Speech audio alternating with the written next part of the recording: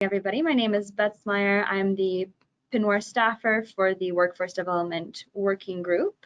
This webinar is a result of some conversations and calls that PNWAR has been hosting since the beginning of the pandemic. We've been holding some state and provincial calls and some COVID-19 calls specifically for our board. And one of the best practices that came out of that was this success story of the BC construction industry. And so I'm going to let the experts talk about this a little bit more, but I just wanted to welcome everyone, and we will go ahead and get started with Russ Kinghorn, I believe, who is one of our PNWAR co-chairs, and we're so happy to have him on board. Russ, take it away. Welcome, everyone. This is a webinar, as Beth's mentioned, on the success story that we've had in dealing with COVID in the BC construction industry. And there are various components that go into that. We have the Construction Alliance, in BC Construction Alliance. We've got Mike McKenna here from the BC Construction Safety Alliance. I should get that right. We've also got two people from the construction associations, well, the Council of Construction Associations, Dave Bestfally, and and Chris Atchison, who is online but no video available. He's busy doing work in northwestern BC. And we've got Chris back from our regulator of safety in BC, WorkSafe BC, pardon me. I am the co-chair of the Workforce Development Working Group for working on issues across the Pacific Northwest Economic Region on how work is executed, how we develop appropriate talents in our region. But in this day and age, of course, COVID-19 is the thing that is on top of everyone's mind. I am co-chairing with Lisa Wellman, senator from a state senator in Washington State, and I think that that's a good point to pass it off to Lisa Wellman. Thank you so much, Russ. Appreciate that, and I'm honored to be part of this working group. You know, sharing information from a local and a regional perspective has been invaluable to me in my work and the work of legislators across the states as well as the provinces.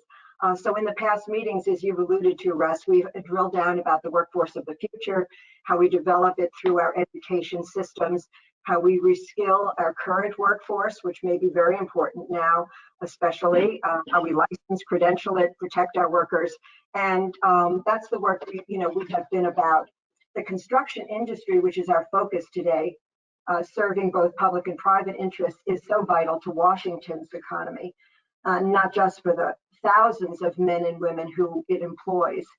Since the Great Recession, the expansion in housing, commercial, real estate, transportation, both road and rail, retrofitting older buildings, and building out the infrastructure for the green energy economy has seen significant growth, and our available workforce has been challenged. And also before COVID-19, but especially now with the challenges to our healthcare systems, our education systems, and our businesses, we're witnessing huge investments in constructing the infrastructure required to serve our connectivity needs. It's vital. So this webinar is particularly relevant to Washington, and I dare say to the entire region. How can we get back to work, and what can we learn from British Columbia? And I think that's what we're going to hear today. Thank you. I was remiss, excuse me, I was remiss in introducing Charles Kelly, who is going to be our moderator for this session. Welcome, Charles. I apologize for missing you out. Anyway, next up. Well, this is Matt Morrison, and I want to jump in here as the Executive Director of PNWAR and just say a few words that PNWAR has been having conference calls on a 2-week basis with the Economic Recovery Task Force units of each state and province. That's 10 jurisdictions, 5 Canadian jurisdictions, 5 states. And one of the things that we saw was that the BC construction industry continued to work safely through the pandemic, and some states shut down completely. And what I wanted to see highlighted in this is the best practice of the industry working together to look at health ramifications of COVID. And I think this is applicable to many of our industry sectors. And I'm hoping that our policymakers on the line, our legislators, can delve behind the best practice and look at, are there lessons to be learned here that go across the border between nations as well as states and provinces. And Charles Kelly has been from the very beginning of Penwar in 1991 has been very involved in the organization and several different variety of perspectives. And he last was the president of Concrete BC and a board member of the Pacific Northwest Building Resilience Coalition, which is now a major Penwar sponsor. And I'm very grateful to have Charles be a moderator today. I think he understands both sides of the border and has a unique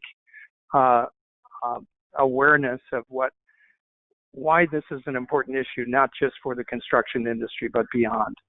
So with that, I'd like to introduce Charles Kelly to moderate the session. Charles. Thank you, Matt, and thank you for all of our presenters today, and for Senator Lisa Wellman and Russ Kinghorn for allowing us to share our experiences here today. But I'm going to provide a brief overview of what the kind of contextual overview of the organizational structures in British Columbia that are somewhat different than anything that exists in Washington State, and which will help you understand how these various interrelationships work together. In kind of quick summary, there are two broad across industry employer associations in British Columbia, and both of them are represented here today. The Council of and they played critical roles in the story which we're going to unfold here today.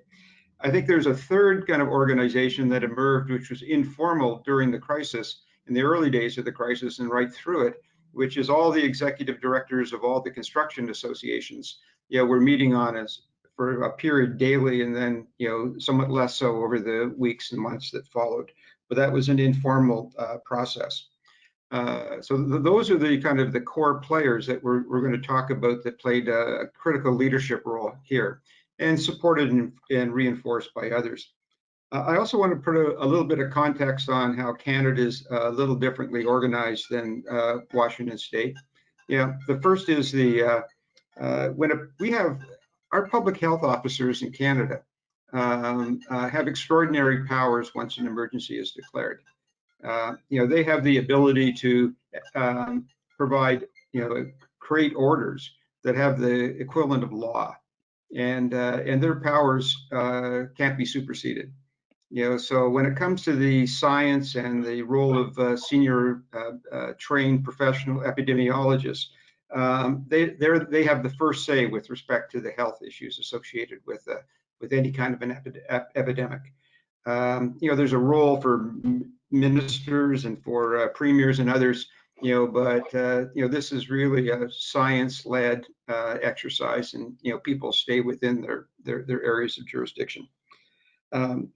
Now, the other thing which is important to have a context for is and thank Chris for being here, is the role of WorkSafe BC. And WorkSafe BC is significantly different from what you have organized in Washington State. We both have workers' compensation boards, but in the United States, the occupational health and safety function and the policy and the enforcement is within the Department of Labor and Industry. In British Columbia, those two critical functions are merged into a single organization, which has, I think some really sort of positive consequences, from the perspective of being able to, deal with some of the claims, safety, and prevention issues associated with the policy and regulatory framework, which is all in one organization, which is, it's unique in Canada, and I don't know any other jurisdictions that have made this in North America. There may be some, but I've never heard of it. Now, let me just sort of quickly summarize some elements of these, critical employer-run organizations. The first and a really important player in the story that unfolds is Mike's organization in the BC Construction Safety Alliance. And this is a non-government organization with a board of directors from all the construction associations nominate members to his board of directors. So it's represented by contractors and builders and home builders and just the broad sweep of the construction industry under one organization. And their primary focus is construction safety. It's providing education, training, and maintaining a body of professional resources on both health and safety issues as a service to the whole the construction industry as a whole. They get some funding on programming from WorkSafe BC, and that money comes out of monies that the employers, the construction industry employers, have paid in their insurance fees, and a small portion of that comes back for initiatives that can deal with reducing incidents and creating a safer work environment. So that's a real win-win for everybody.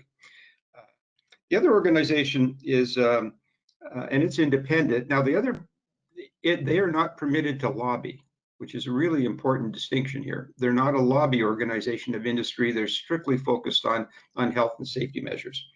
The other organization is a very important organization in the Council of Construction Associations.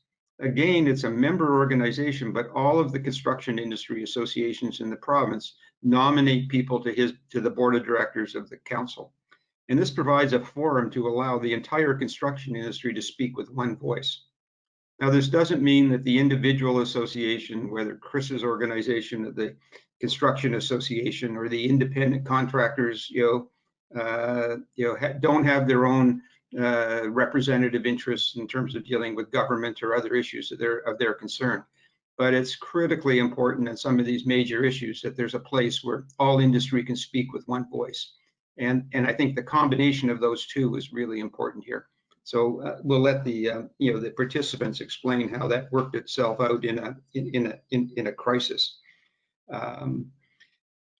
Anyway, so I think that that's the critical overview, and so I think we can move very quickly now into the discussion of who did what when, and on the basis of what they brought to the table in terms of resources and commitment to get far ahead of this right from day one. So, Mike, I'm going to pass this off to you, and you can start the presentations. Thank you so much. All right. Well, thank you very much, Charles, and good morning, everybody. I wanted to start out by thanking Charles and also Matt Morrison for making this presentation possible. And I also wanted to underscore Beth Meyer's role in this. Oftentimes, administrators don't get the kudos, but this has run smoothly because of the work that she's done beforehand. So I want to thank everybody, but I want to take the opportunity first to kind of speak about the structure of the BC Csa. Charles has touched on it, but I do think it's important to emphasize how we're set up. And I'm going to break my little part of this into two different areas. I'm going to talk about, again, how the BC Csa is structured, and also how that structure assisted us in responding quickly and nimbly to the COVID-19 pandemic. So first of all, so we've got a 20-year pedigree. We're celebrating 20 years in 2021. As an organization, we've been around as the BC Csa for 10 years, but prior to that, there were two previous organizations structured very similarly. But industry felt it was more efficient to merge those two and just to create one. As Charles said, we have a board of directors that are appointed by the 6 largest, most influential construction associations in the province. So home builders, road builders, BC Construction Association, etc. We have 17 directors, and those 17 directors are chosen very strategically. So they represent large, small, unionized, open shop, trades, general contractors, and they come from all parts of the province. And the reason that that's important is that when we don't want to be seen as a Vancouver organization, we want to be seen, and we need to be seen, and need to be responsive to the needs of every aspect of the construction sector.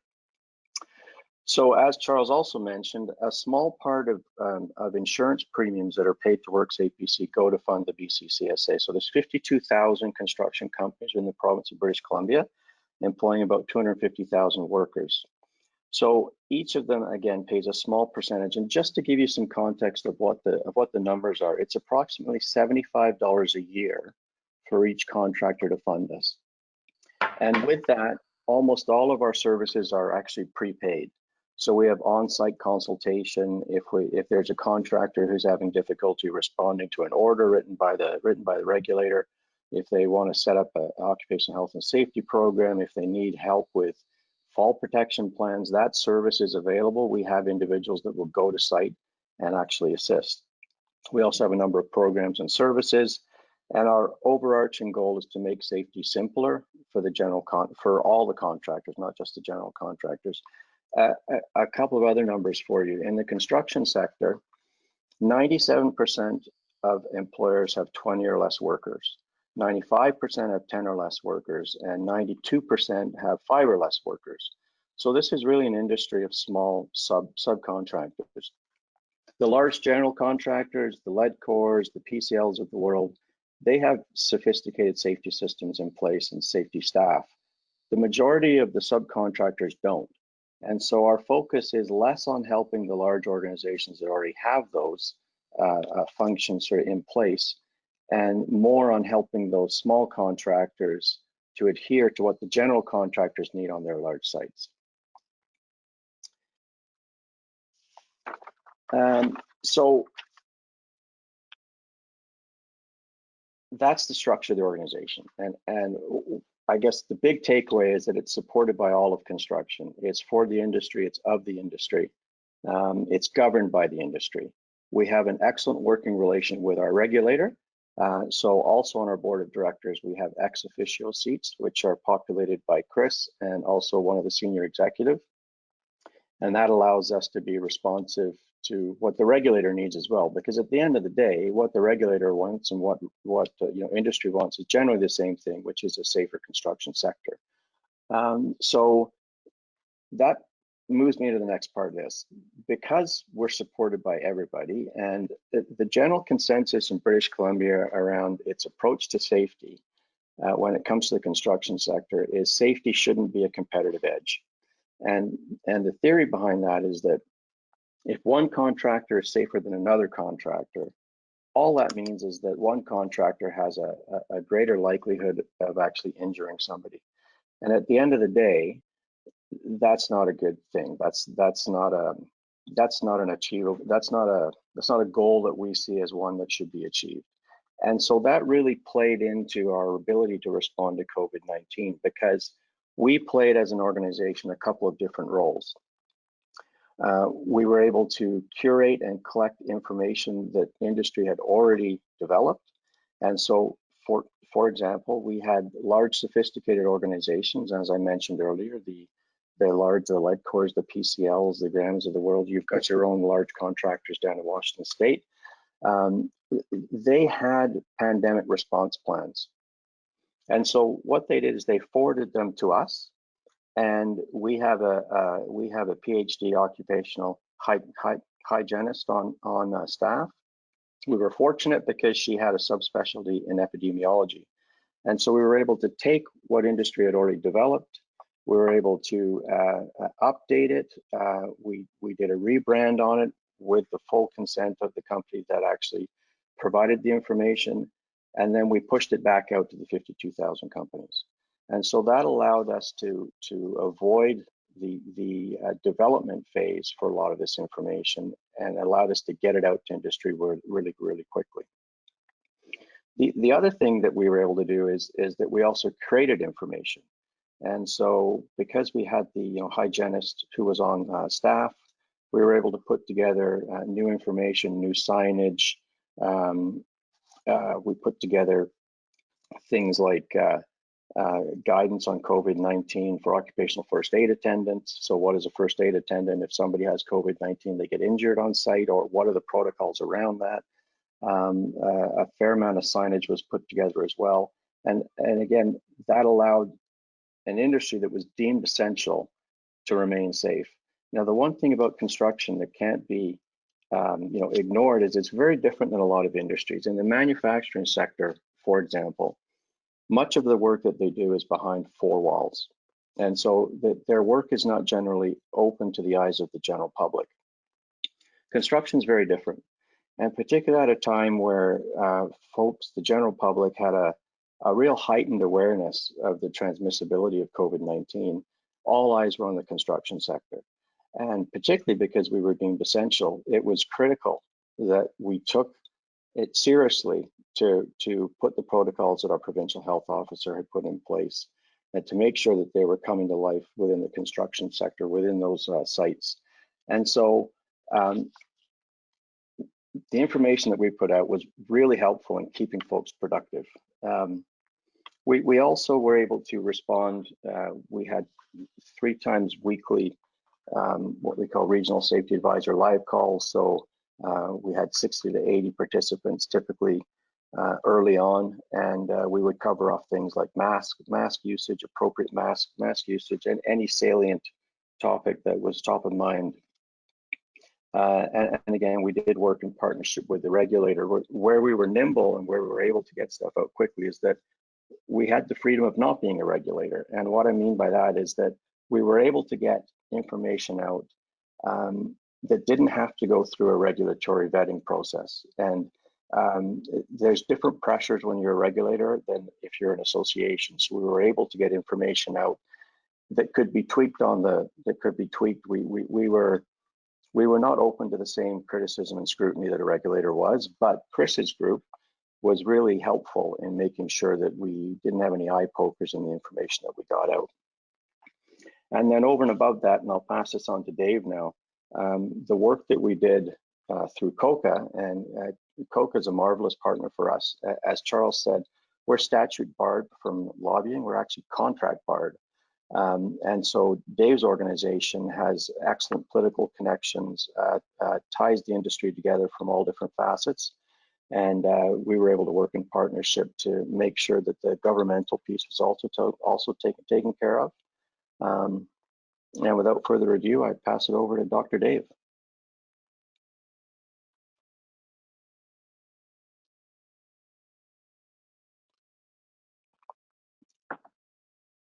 I can go on talking, Dave. Can you hear me now? I turned off my camera and it's still muted. That's a nice touch after this 5 months of the pandemic. Well, ladies and gentlemen, I just I want to thank you all for the opportunity to be here and the organizers putting it on. I want to acknowledge the Coast Salish territory we live, work, and play on, and really want to start off by saying, I think symbiotically to you, Mike, is that no response is perfect. We're not special in any way, shape, or form. We're people people are all over this world right now trying to cope with an unprecedented pandemic, trying to do something that is extraordinary, which is keep people safe at a time when we're still trying to learn and understand this disease, and working through it as a group, as a team. And our response from the Council of Construction Associations is symbiotic with the other organizations you're going to hear from today on this call. I'm the president of the Council of Construction Associations. Our role is really to be the other half of what Mike McKenna does when he is sort of the curator and the supporter and the program lead for the construction industry as a whole. We are kind of the lobbyist, the advocate, the how shall I say, galvanizer of policies, procedures, etc., to make sure that what we're doing is moving industry forward. And there's a nice hard partition, as Mike said, between the two, so that we don't get confused in how we work and what we do, and we work very symbiotically. And that may be one of our secret sauces. It may be that BC is organized in such a way that it's a team approach. in a crisis, when something happens, there's a moment when everybody has to look at each other and be selfless and determine how we're going to approach this, and not bleed the politics out of the circumstances. And that's top to bottom. That's, so many traditional divides that you have down there that we have up here, between labor and the employer, between government parties, between different levels, and so forth. And when we actually take a moment to understand the gravity of this is about keeping our citizens safe and making sure that our people can feed their families in economic circumstances like this, we really do set ourselves up differently. And I'm really pleased to be part of something that's bigger than myself. This is history we're living through, guys. Regardless of where you are on the planet, this is pretty big stuff. So my presentation today will really talk about this. It'll talk about how at the various levels we actually came together to do something unprecedented. And I just want to underscore, we're not out of the woods yet. I mean, the fall is going to be the fall. There's not one jurisdiction out there that's not really on pins and needles as to what's going to happen next, and whether or not, they really truly are the success story, or they are the success story right now with a bad day coming. We don't know. So here's some of the things that make us unique up in BC. We do have a tradition in parliamentary procedure, which means that in times of crisis, the government does pull together and typically acts as one unit. There's many traditions that involve the opposition party and the incumbent party working together as a team to make sure that they stand united in times of crisis. I can't tell you, that doesn't mean a lot. You watch a lot of old war movies with Churchill in it and stuff, and it does mean something to somebody. But when you're in it and you actually see government come together, the leadership that starts at the top really sets a tone. Overnight, and this was a minority government, it was a very fractured balance between how they held power, was suddenly and in the moment a new government. It was one thing for the people, by the people. And I think that's pretty cool to say that, be part of that. And then we had this other piece, Bonnie Henry, Dr. Bonnie Henry, our chief medical officer, a real seasoned pro from her work around the world with dealing with these kind of diseases and crises, to really know the right balance between empathy, clarity, and a very clear and responsive, methodical set of inputs. And when they were done that way, it also set another tone. We actually looked like, to the general public, we knew what we were doing. So a couple of weeks in, just like every one of you on the call today, had that moment where we all decided what is our role in this circumstance, and how do we contribute in a way that's going to actually foster change and be productive and helpful. And we all kind of, at the first week or so, tripped over each other as we scrambled around to send information around everybody we knew. We all did it. We just tried to move information. And then we realized we can do better than that. And something magical happened, I think, in BC. The first was, starting with a very clear and precise mandate to open construction and keep it open. That was not an easy fight. That was something we needed to work behind the scenes to convince government that it could be done safely if we worked with the public health protocols and made sure we pushed that down all the way to the member organizations, so that everybody had a shared responsibility as we went through this. And in that moment, we had a kind of a natural alignment where you had labor and the employer both kind of focused on one thing: is keeping people safe. If we were going to do this, we were going to have to make sure that everybody was safe. And if we were going to do this, we were going to have to make sure our regulators stood with us on this. And the three that traditionally have different interests, and you typically put worker safety at the top of our pyramid, but we were going to come together to make sure that we were all hands on deck approach as we went through this. Now, what's really neat about this, and it is rewarding all to hell, is to know that within days we had almost concierge service for members out there. We had a regulator that wasn't heavy-handed when they went out there to tell people what they did wrong. They were going out there to tell people what they needed to do and how to be successful. We had taken a moment to kind of reflect on how we could be valuable in this crisis, and every single one of us in the construction industry. And we have a number of associations, from the road builders, the electrical contractors, to the overarching associations like Mike and myself. BC Construction and ICBA, which are the two big heavy hitters within the construction industry, are represent sort of the lion's share of the members of construction. Well, we all got together on a phone call video conference early days. We figured it out, the technical difficulties that proved that I don't know at the beginning of this call. And we asked ourselves, how could we approach this thing in a way we weren't stepping over each other and being redundant and causing confusion? And I think it's one of the most remarkable things. And this is why Charles, I think, really sees the secret sauce of bringing us together to show us what we can do, is because we all took respective roles and lended a shoulder where we could to move this thing forward, the response properly. And we reached over across traditional political divides and said, we just need to do this as a team. So on a weekly basis, on a almost on a daily basis to start, we were actually self-dividing some of the work. Issues were coming in, and we were responding as a coordinated and well thought through response and as a unit. And that made a big difference, because if you're a contractor out there and all of a sudden your world has just changed overnight, you don't even know if you can feed your family. It's very comforting to know that everything has got a rock steady feel to it. And you can go to appeal to one place and know you're going to get the information you need to do your job. Mike did an outstanding job. Within days, he was curating and had a library of policies and procedures and things that people could use on that first day. And this was all mitigated compromises that were done with just people talking to people, trying to be helpful. The big primes, as he said, and the general contractors out there did something with Mike's encouragement, was really to share all of their policies and procedures, which in some cases have a liability dimension to it and are proprietary. But they decided that it was in the greater good for everybody to have things that they were creating and move that out there. WorkSafe BC took a lot of these informations and made those changes as well. So they had information within their regulatory context where they could offer information. And Chris, who I'm standing there, who I can see on the phone there, another great friend, through this crisis stood up and actually answered the phone himself for 90% of the people who are making those inquiries. That makes the difference, because when somebody can get a actual person on the other end of the line, that is, they can see the solidarity, they can see what we're trying to do together, and they can walk them through that. We may not even have had the answers at the time, but we were committed to finding the solutions. That makes all the difference in the world.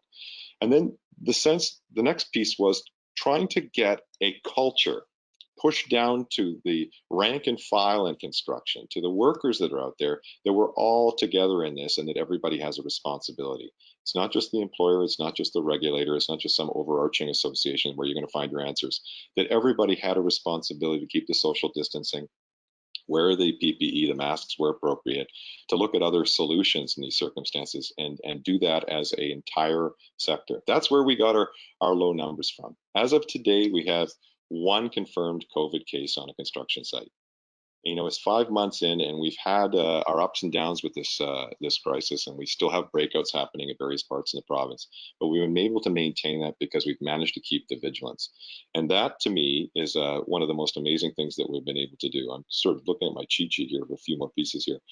So there's also this doesn't mean that everything's perfect, and this is what I wanted to say about a couple little pieces that are happening now that is actually unfortunate, is that we're starting to see politics creep back as the new normal comes back. So it's there, it's always present. People have interests, and they're always going to be determining, trying to push their side or this side. And it was the best of our period was really probably from March, the middle of March, to about, I'm going to say, end of June. And now we're starting to see a false sense of security. And I worry about that.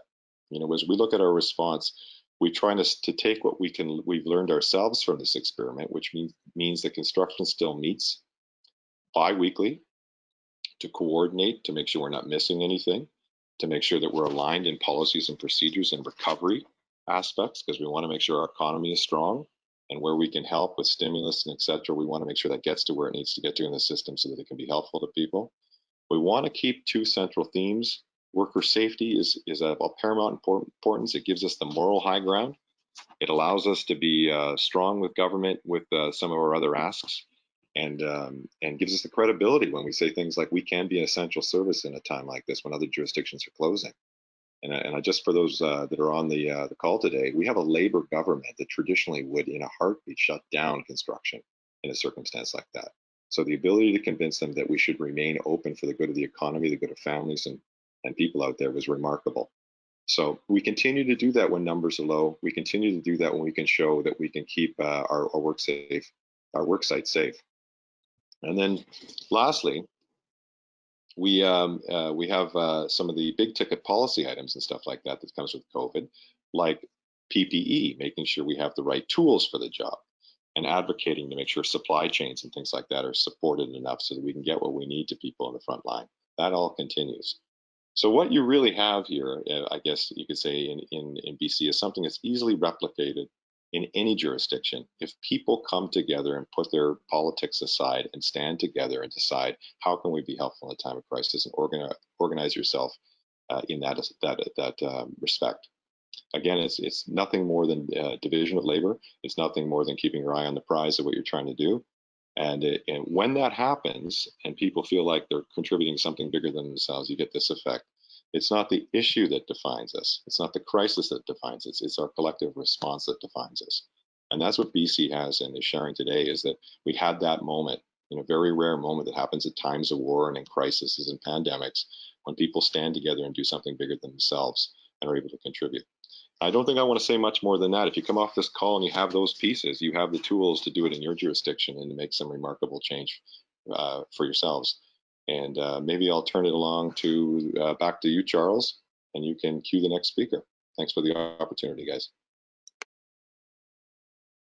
Well, I think we can move quickly into Chris and get the perspective of our regulator. And Chris, it'd also be good to highlight to some extent the relationship between the regulator and the role of the public health officer. Because these were kind of working together. And the challenge for an organization like WorkSafe BC is they represent all the employers in the province across industries. So that's a mammoth responsibility to be able to respond to that. So anyway, I'll pass this off to Chris, and it's over to you. Yeah, thanks, Charles, and thank you to Bets and Russ and Lisa and everyone who's helping to organize and coordinate for today. So as Charles sort of alluded to at the beginning, I want to talk a little bit about the structure of WorkSafe BC and then focus in on the prevention side of it. But maybe I'll just start off by letting you know what my role is. So I'm the director of OHS Consultation and Education Services at WorkSafe BC. So we're more of, I'll say, the consultative side of the prevention division, which means we're really getting out there and building relationships at typically the industry association level, labor organization level, all of the health and safety associations we have in the province, and leveraging those relationships to promote health and safety. So under our prevention mandate at WorkSafe BC, we have consultation, we have education, we have enforcement. So my team of about 40, we don't have responsibility for the enforcement piece, we have responsibility for the consultation education piece.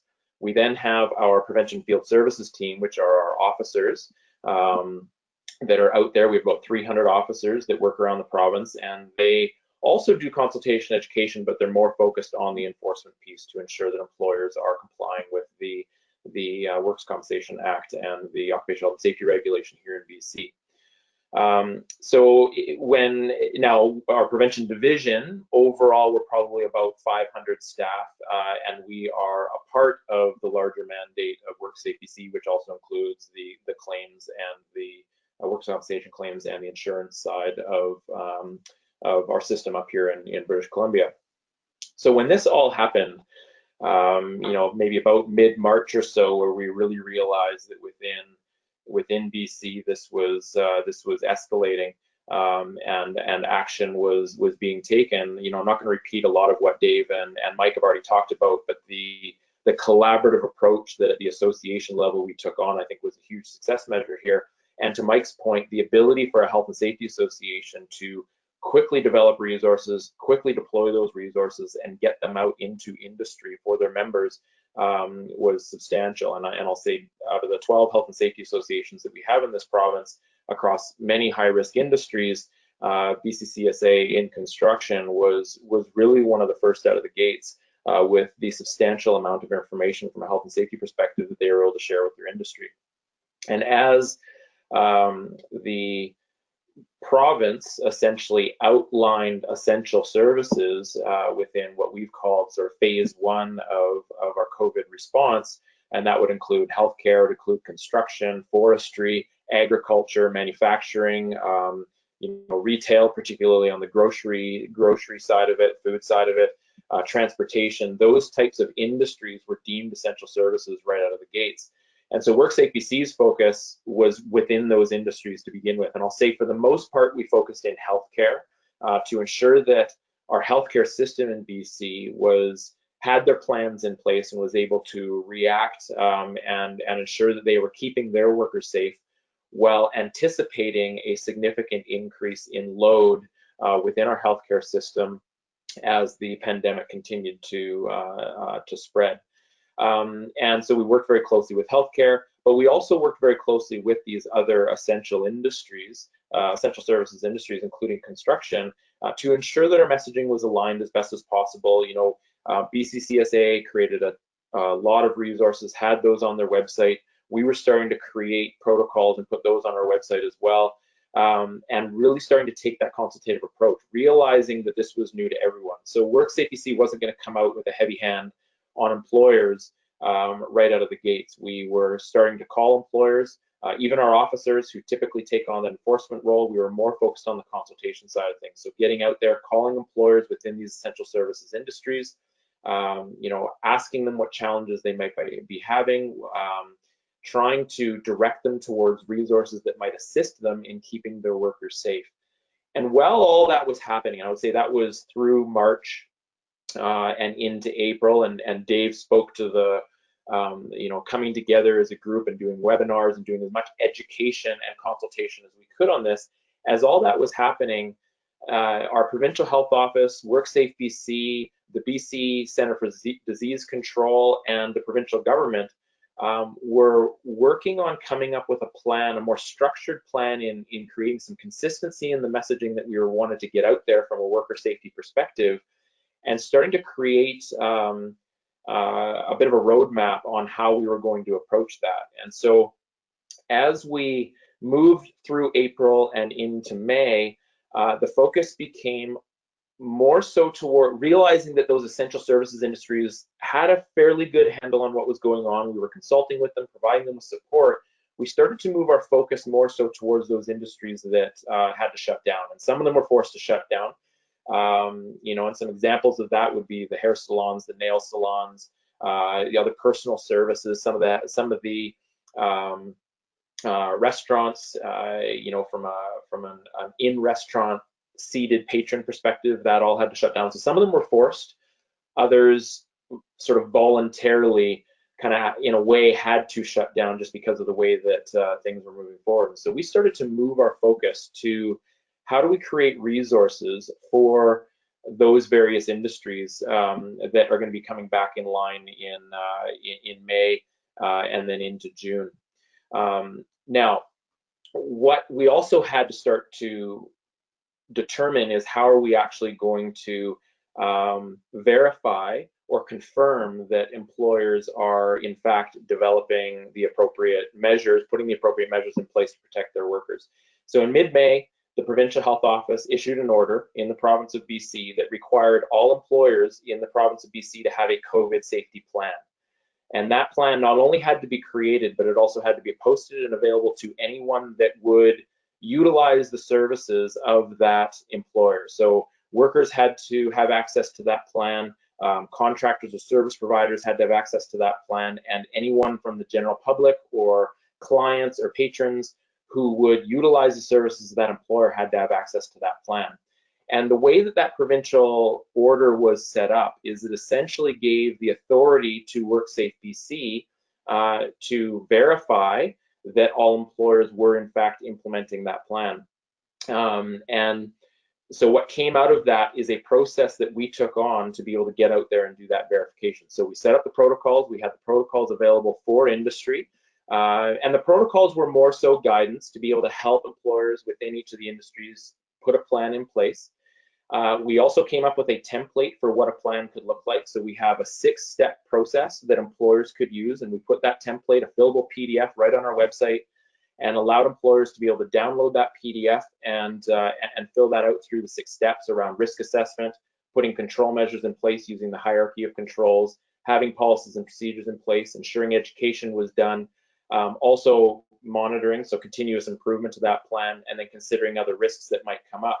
So by putting that plan in place, we were able to then get out there and educate and consult with employers within all industries, both, you know, the construction industry and all the other industries, and then also take on a verification process. And our verification process was going out and doing inspections. So we had our 300 officers that were out there doing inspections. I had about 25 consultants on my team who were not doing inspections, but doing consultation, calling up employers and discussing the requirement for that COVID safety plan and what challenges they were taking on. So through that process, up until the end of June, we had done about 12,000 inspections. And we had written about 300 orders, which is actually a very small percentage relative to sort of the typical order rate on our inspections. And that really speaks to that consultative approach that we took. We weren't coming down with the heavy hand. We were providing support, answering questions as best as we could, and continuing to move forward. And we continue to do those inspections now as we help industry and help employers be able to work through this. And we'll see what happens over the next few months as hopefully things don't escalate. But if they do, I think our province is set up in a way that we have a structure in place for employers to be able to keep their workers safe. So maybe I'll just pause there, Charles, and see if questions come up as we move forward. Thank you very much. Now we have Chris Atchison, who isn't on the screen, but I thought what we tried to do is to bring the three horizontal organizations that have these broad responsibilities, and I think the message here is the demonstrated leadership of these horizontal organizations like COCA and the BC Construction Safety Alliance. But we wanted you to hear the voice of the president of the British Columbia Construction Association, which is one of the largest employer organizations that participated across all of these organizations horizontally, but also had to maintain the responsibility of his own vertical organization. And Chris, I'd like to get your comments on your experiences during the early days and the response of the construction industry to the COVID crisis. Chris? Great. Thanks very much, Charles.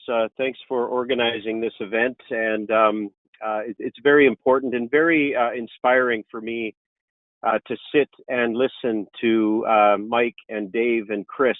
I have tremendous pride for our affiliation with those three entities and countless other employers and association groups. I'm coming to you live from northwestern British Columbia today. My apologies for not being on screen.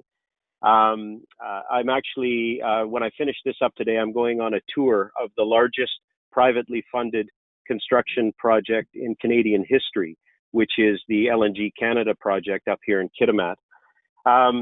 But, it just is demonstrating to me that construction, there is hope. There is hope for our sector. There is hope for our economy in Canada in light of this tremendous pandemic time that we are facing. So once again, thanks for putting this panel together. I'm just going to emphasize the importance of our association network and collaboration. There was a public health emergency. Our public health emergency in British Columbia was declared on March 17th. And little was known at that time about COVID-19, and all industries, sectors, and services did start off in the same place. The understanding of that there was a general health threat posed by coronavirus and some of the ways in which it causes infection and some of the strategies that we're already working to slow its transmission. We were aware of some, but not all. But this critical point in time from March 17th to what we determine as our day of reckoning came on March 26th, a mere 9 days later. And what transpired in between those two dates of March 17th and March 26th was a real testament to the entire structure of the British Columbia model. We determined as association representatives that it's not up to government to tell us how to keep our workers safe, that we should have that in our heads and in our plans and on our sites at all times. And as a result of the collective efforts that started during that time, and since then, our industry understood its responsibility to the province, and it aligned with our government counterparts to build an essential infrastructure to serve its people, and ensured that our projects that were already underway were taken to a point where they were safe and secure, and ensured that the core of the province's economy were able to continue to operate. And given that opportunity to retrench and move forward, many construction companies and their workers continued to report for work and have since that time. So it's been, a lot of shoulders to the wheel, leading with safety. And the two groups that spoke first, led by Mike and Dave, they are very closely aligned in good times and in bad with the BC Construction Association. And our relationship goes back decades with COCA. We've been a primary funder of COCA for years. And we appoint a number of board members to Mike's group at the BC Construction Safety Alliance. But we at the BC Construction Association represent industrial, commercial, and institutional employers on all issues. And we operate through our network of 4 regional construction associations throughout the province of British Columbia. And along with safety, which is part of the culture that we embed across our work sites, we also manage workforce development priorities and procurement advocacy on behalf of the sector. And safety is absolutely at the forefront, but close in the heels and in the wake of COVID, and is a whole host of other things that involve our safe and productive workforce and contracts that are fair, open, and transparent for our employers. So those are things that we have to keep in mind as we continue to work through this, and might be of interest to those on the line today as well. But our strong network and collaborative approach is a major strength for our industry. During that time period from March 17th to March 26th, there were contacts from the Ministry of Transportation and Infrastructure, from Small Business Economic Development, and from Ministry of Finance. These deputy ministers and ministers were contacting us and saying, get Constructions Act together, keep everybody safe, and we can keep you open. Well, we lived up to our end of the bargain, and thus far, the government is living up to their end of the bargain as well. The BC Construction Association is able to lean in and have the ear of government in a lot of cases, because we are an employer-serving organization, but we represent all labor affiliations, those who are open shop and those who hire unionized forces. So we can get into the political rooms that are sometimes our more partisan organizations can't. When we mobilized for COVID, specifically, the Construction Safety Association went out first and fast with our daily COVID briefing and a virtual hotline that was then replicated by other entities, and I would say improved upon in the specialties that promoted it. But we went out fast and courageous with messaging to the collective membership and anyone who wanted to subscribe to our COVID briefings, and they started off as daily briefings, and they now continue at least on a weekly basis and give updates from the provincial health officer, any updates from COCA, from the Safety Alliance, any of the work that we're doing on workforce development, any of the government programs that are in place, and any of the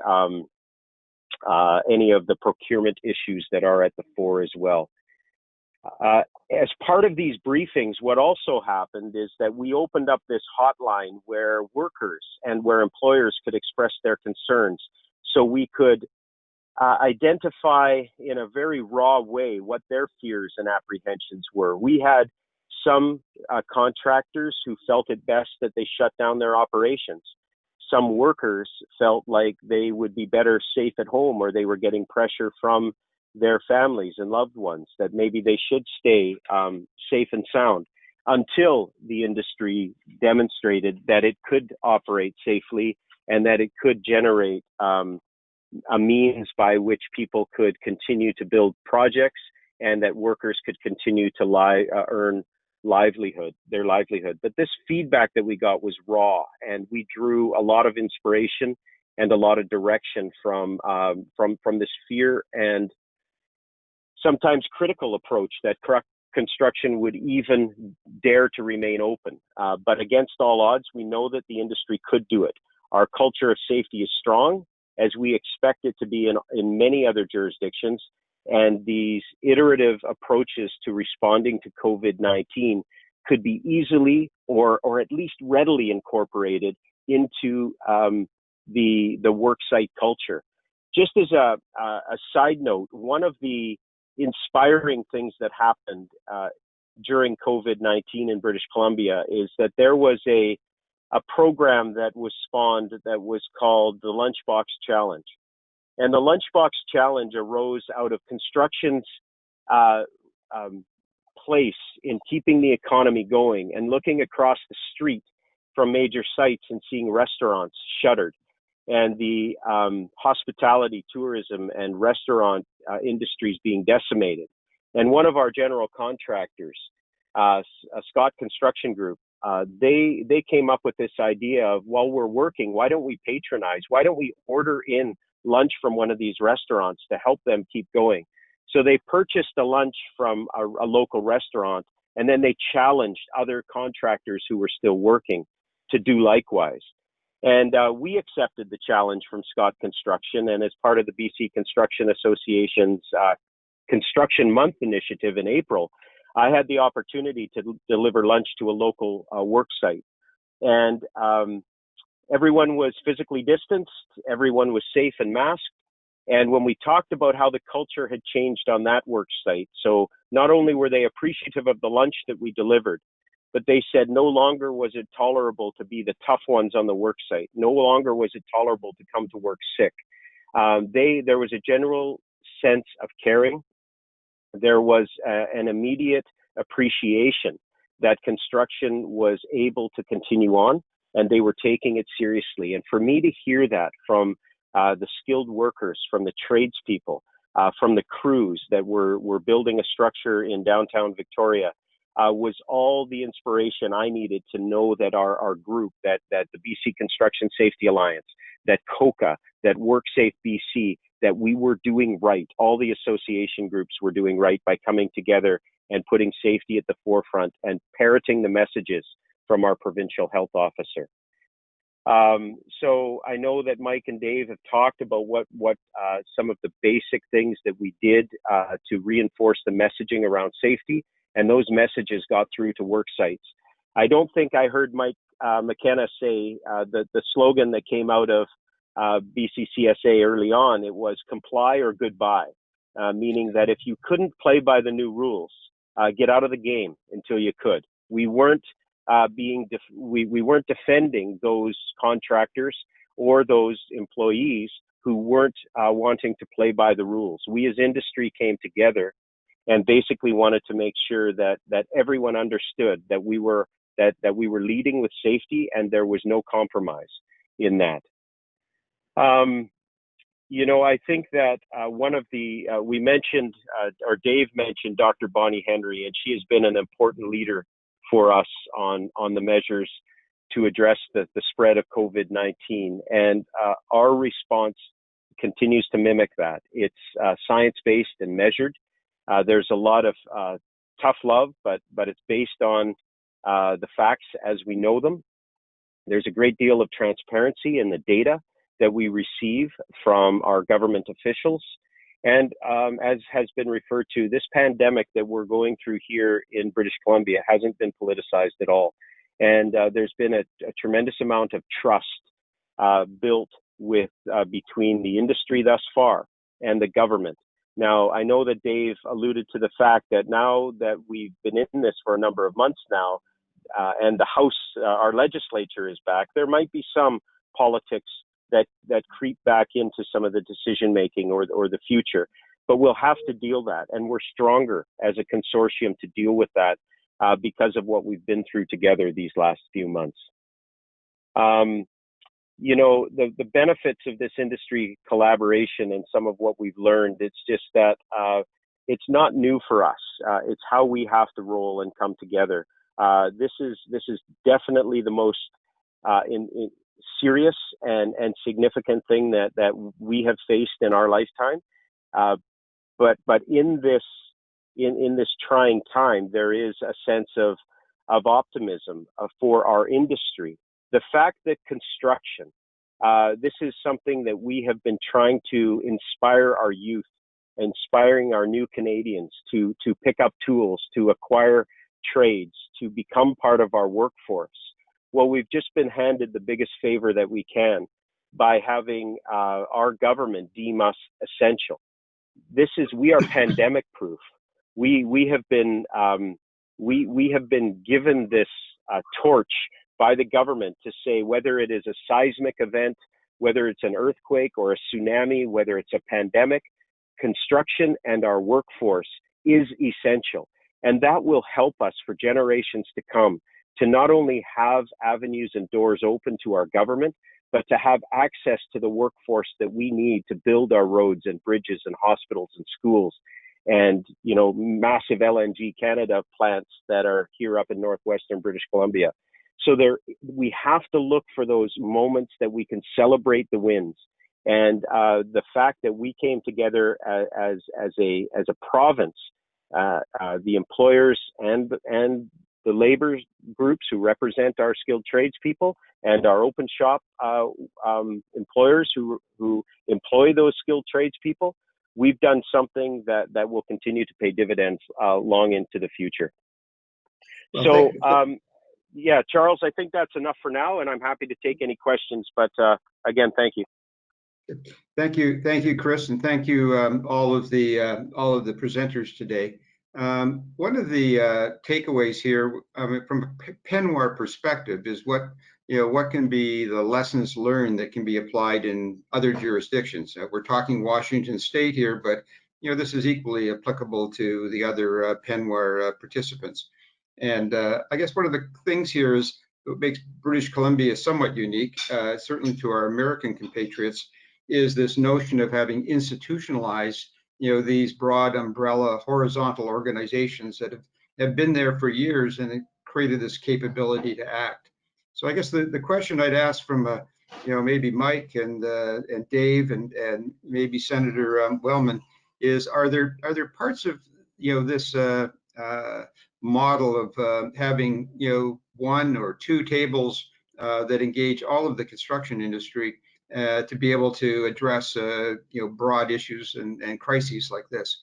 So I pass it on to whoever may want to respond to that. Maybe Senator Wellman may want to take this, and then maybe Dave. Okay, thank you. Well, I was really so excited about when I got involved and heard the story to begin with, and found out that we were doing it as a webinar, and that it is a piece of content laid out very clearly that will be available to others, and I intend to use it that way. It can only be my hope that there's a lesson here that really makes so much sense to me personally, and a hope that we can respond that way. In all honesty, I don't think we're structured that way from a political perspective, and I'm in charge of our K-12 system in the Senate in the state of Washington, so looking very hard at education.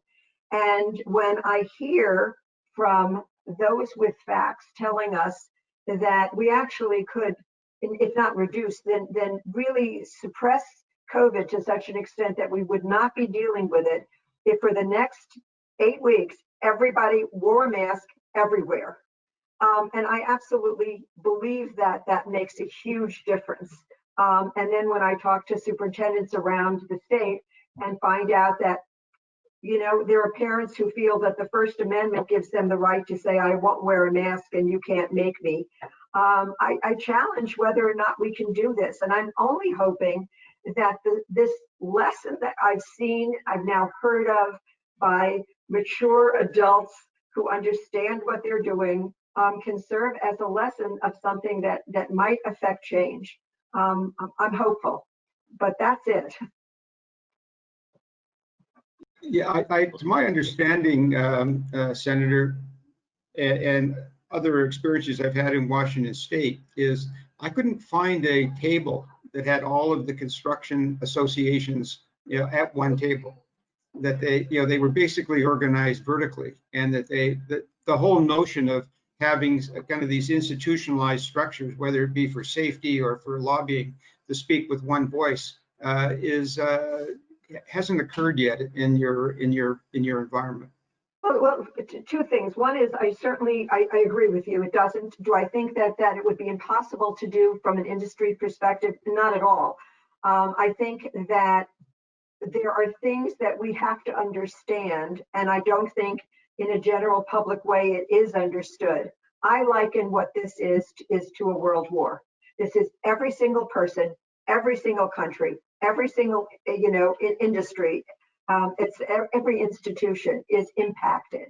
And so what did exist before, which may have worked under most cases, does not necessarily become the best way to respond to something that is as huge and as pervasive and as long lasting as this is. So I think to your question, could we do it as even just as a response while we are in this situation? I think that we could.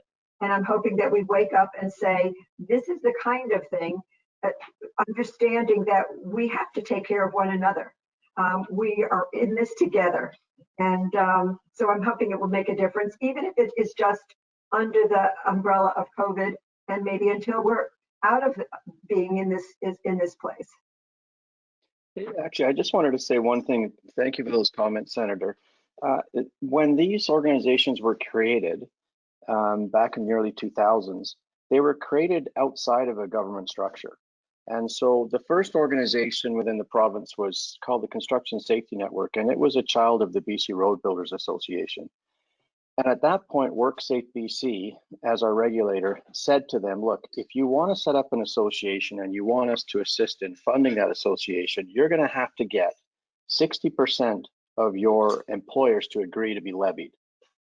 And so at the time, they had owners of construction companies physically getting on the phone and calling every other road building company within the province to get their acquiescence to actually create the association. So I think that's been the alchemy that's worked for us, is that it's a creature of construction. It's not being imposed upon the industry. It's not being regulated. It's not being, no one's being forced to do it. It's of the industry. And I think that's what's been really helpful in responding to COVID, is that there's an ownership of the association that comes from the construction sector. And so they feel that they have control. Now, that said, what's beautiful about it is we also have the regulators sitting around the table, because no offense to employers, but sometimes when you get a bunch of employers around a table without any regulation at all, things can go south pretty quick, and it all becomes about the money. And, you know, we consider ourselves to be an organization that thinks like a private entity in the way that we manage the money.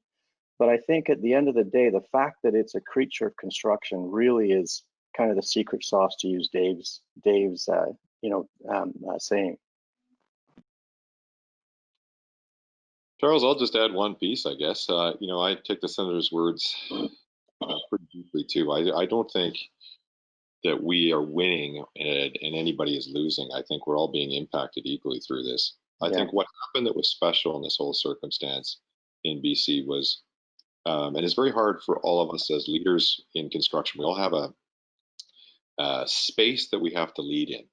And that creates almost an informal competition. We're all A-type personalities, and we all want to be exceptional. So we all end up, jostling for relevance, for trying to be responsive, trying to be seen as, forward thinking, etc.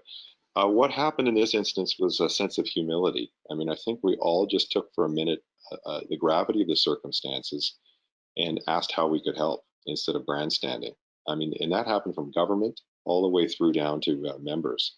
It's sometimes, like I said, it's a unique circumstance when the gravity of the circumstance trumps partisanism, politics, and people actually calibrate to what they need to do. And the response is then symbiotic.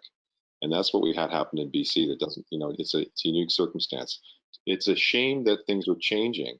Our goal is to hold as much of it as we can, because it is fleeting. These moments come and they go, and we go back to the way it was.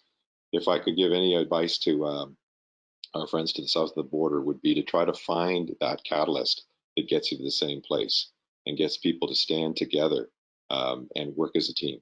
Because once everybody's in it together, it's just, to your point, Madam Senator, it is about a war footing. It's about everybody feeling they have a responsibility in the whole system to do something. And then something remarkable happens. It's bigger than all of us. I'll just leave it there.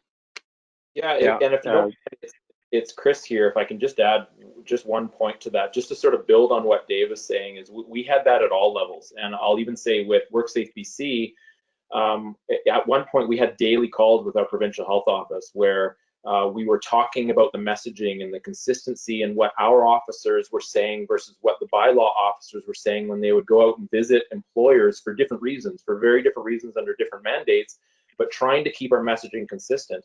And all of the protocols and guidance that we put up on our website, that was all reviewed by the provincial health office before it went up on our website. So I think, yes, we're seeing that within the industry, but we're also seeing that provincially, where we had symbiosis in our messaging as best as we could in order to provide as much support and consistency to all industries. We weren't perfect. We definitely ran into issues where there was mixed messaging, but we were trying to fix that as quickly as possible once we found out that that was happening. Charles, I would also like to add to this that it seems to me, from what I've heard, the unique set of circumstances that was the structure that allowed Dr. Bonnie Henry to take the position that she doesn't have to compete for the position. It was, if this case exists, then we understand that the medical or the data, the science is going to really drive what will be. It's not a battle that's taking place on a daily basis.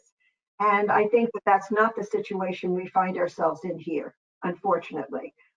Again, an excellent lesson. I think something that we should be responding to. Hopefully we will. I certainly want to spread what BC has done, not only just for the construction industry, but as an exemplar of response to something that is significant as a pandemic. Yeah. Well, this is why Charles, these, if I, why these items Charles, are, go ahead, Matt.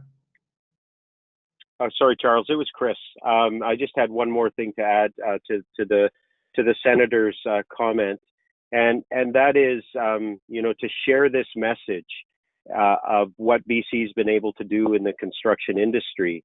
It is not meant to be an all-sweeping, all-sector response. It's meant to establish that, that toehold, that beacon of hope that then people can rally around, and that's what we were able to harness in British Columbia. We recognize that many other sectors, many other important facets of our economy could not realistically stay open, but we knew intrinsically that construction could. And it was, we realized early that it was a time for dynamic leadership.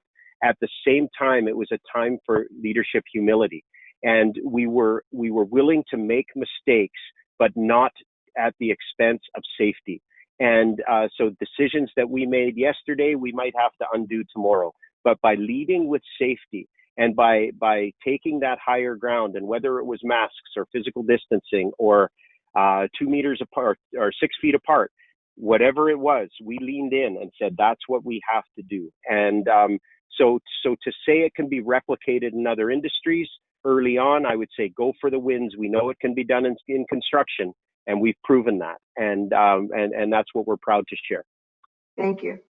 Well, I think there's kind of a lesson learned coming in from what I've heard from the speakers and their experiences, how critical it was in the early days that they had a capacity to act, that they had the resources and they had a history of working collaboratively on other issues. And so that there was these tables and these institutions that were there ready. The question is, are these things replicable in other jurisdictions? There's nothing magic about them, and I would argue that they are replicable. And from a lessons learned perspective, we had the reason why these public health officers have these extraordinary powers. This was again lessons learned after the SARS epidemic, which really hit Toronto hard. And out of that, all of the legislation around public health officials across Canada were adapted and changed to vest more power and more authority in the public health officers.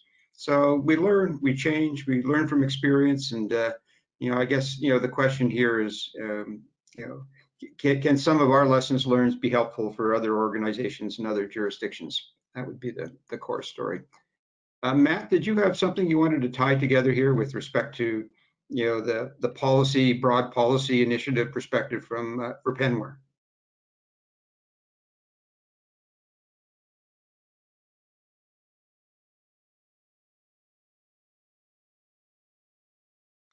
I assume he's there somewhere. Senator, we had one of the questions came through on the chat line. Was one of the participants wanted to know if you knew the rationale of why the commercial construction industry was deemed essential and the residential sector was not. Is there a rationale for that?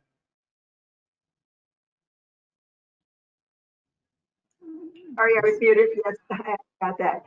No, I was not part of that decision-making process as it went on, and no, I don't know. There were many carve-outs, interesting carve-outs about what could continue and what couldn't continue. So that was being handled above my pay grade. Okay, I can't imagine that, but go ahead. I've been in a private industry and in government, and government is a very low pay grade. Well, when we look at this model, maybe ask Mike to provide some of the conclusion here, and then maybe Matt to wrap up. But because Mike really had, his organization had the professional resources and the capability and communications ability to act on this issue like no other organization because of the infrastructure they had. And that, I think that's if there's a critical message here, it's the infrastructure and capacity to act in times of crisis. Because this may not be our first our last pandemic. The predictions for other viruses sweeping across the world are still out there. And so I don't think this is going to be our first rodeo, so to speak. So Mike, would you want to sort of summarize that capacity to act just a little more succinctly as a conclusion remarks here? Sure, absolutely. Again, I want to thank Penware and everybody who participated. This has been wonderful for us to be able to talk about our success, but also we commiserate and understand how difficult it is to respond. I think we've been successful because of relationships, and relationships are critical in life. And we've managed over a decade to establish good working relationships amongst a variety of different stakeholders. So everything from organized labor to the most profit-driven employers in our tent. And I think that really helped us. From a capacity perspective, we have about 25 staff, but we have about 100 contractors. And I think that's really been helpful for us because it's kept us sharp and focused on not becoming bureaucratic and not becoming overly safety conscious. And that sounds strange coming from the head of a safety organization, but I'm not a safety person myself. But I think it's important to understand that safety is a critical part in being a productive business. And we often say here in British Columbia, there's only two ways to decrease your premiums as they relate to safety, and that is to either decrease your injuries or decrease the severity of your injuries. Both of those are variables that will have an impact on how much you pay annually for your insurance. So that's good news for us, because if we can incent employers to injure less people, and those that are injured less seriously, it's a win from a business standpoint, but it's also, more importantly, a win from a safety standpoint. And so I think, just to tie up, that ability to speak across all different factions of the political spectrum, and keeping in mind that the uniting force was that we're trying to keep people safe. And at a time when COVID was really front of mind, and still is, but in early March, April, it was all anybody wanted to talk about. If we as an association couldn't shine then we've got problems. And so I would say to our friends to the south, if you can, and we're happy to help and happy to consult and happy to provide an experiential piece to how we got to where we are, if you can create a similar organization that's supported by industry, that's of industry, and that has its goal of keeping folks safe and uninjured in a very dangerous occupation, that's a win for everybody. And so I'll leave you with that. One of the things that I wonder about, and I don't know. I mean, obviously, during the SARS epidemic, you came out with a set of changes to how you would react to a pandemic. At least that's what I heard with your medical personnel, rising to the top. And I'm interested in if there were any other conclusions that Canada decided on, because this was across Canada, not just for British Columbia. And I wonder if there were any other things that, as a nation, Canada decided in terms of how you would respond. I think that we always count on the government to have plans where, oh, it's one of those, let's pull out the box and start to work the plan.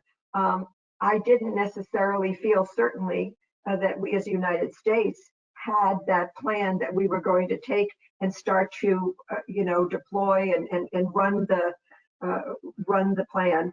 And I think that confusion from the top in terms of our country as well was what has been challenging.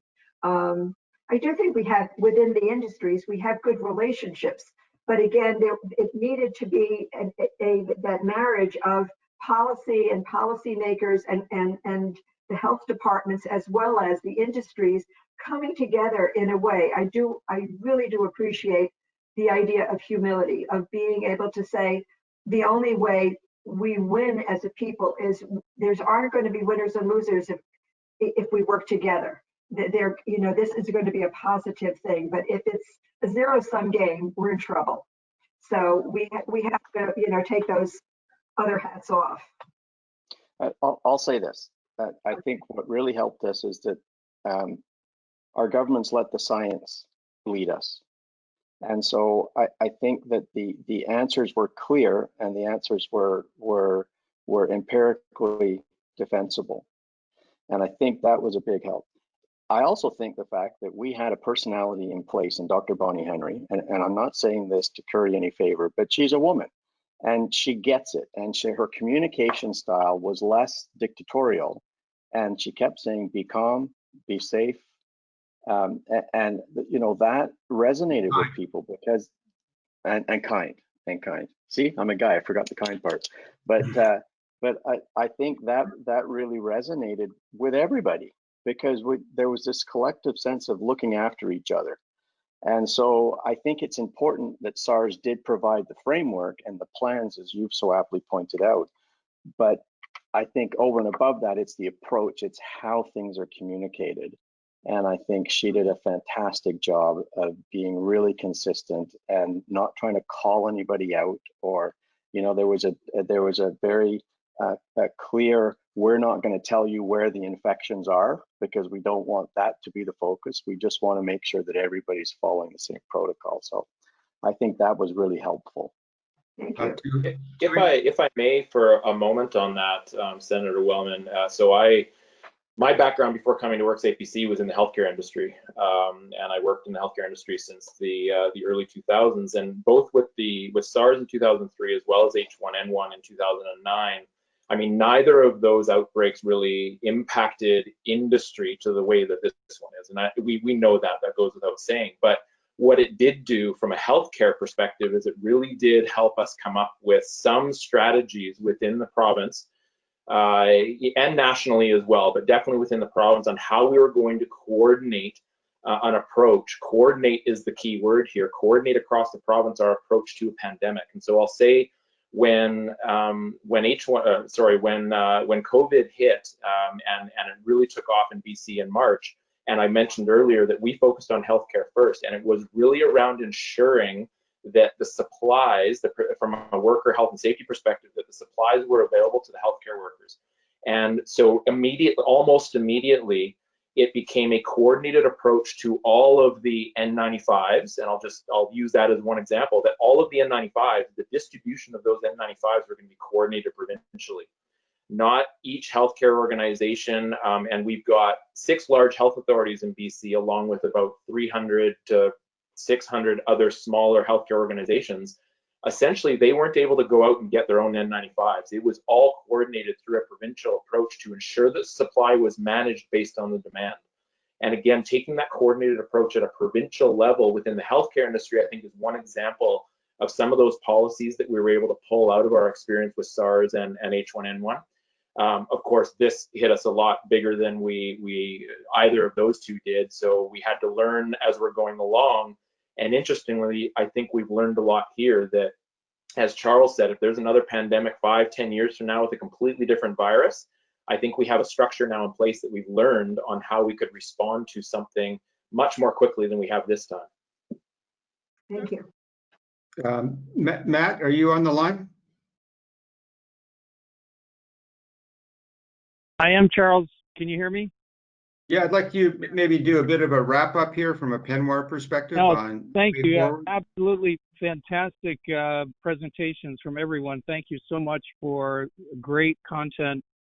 I just think that there is several lessons here that I hope that Penwar can explore. For Senator Wellman, we're at the final stages of getting a large EDA grant to do a pandemic response plan, taking into consideration what we didn't do well and what we might do better.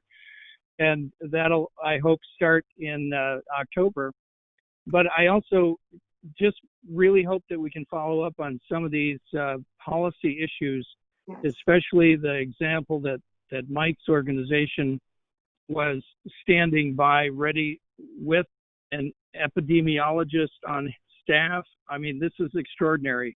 It's just a great story, and we will hope to get this out to key people. And I'm so grateful that we have this webinar. So, Charles, thank you very much. Thanks to Mike and Dave and Chris and everyone who is on the line and participated. Thanks for your questions in the chat room. We'll try to answer them offline after the webinar. So with that, I'm so grateful for everyone. And just a couple, would Senator Wellman or would Russ want to say some final comments? Over to you, Senator.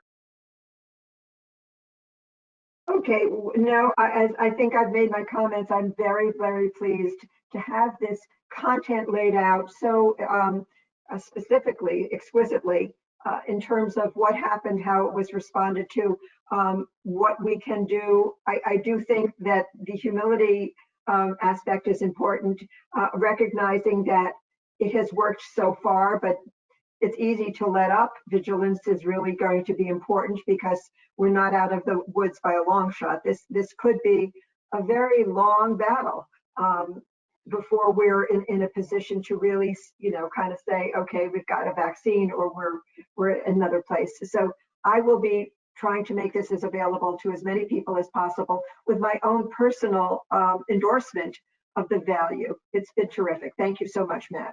Thank you, Penwar. And I guess I'd just like to say thank you to everyone for your participation. And as an engineer, I can appreciate that you have to coordinate a lot of things in order to get the best outcome. And I think this illustrates that in spades. So thank you very much. Okay, this will end our webinar. Thank you all. Thanks, everyone. Thanks, everyone. And a recording of this will be made available on the Penwar website. And if you registered it and we have your email, we will send it out as well. All right, have a nice morning.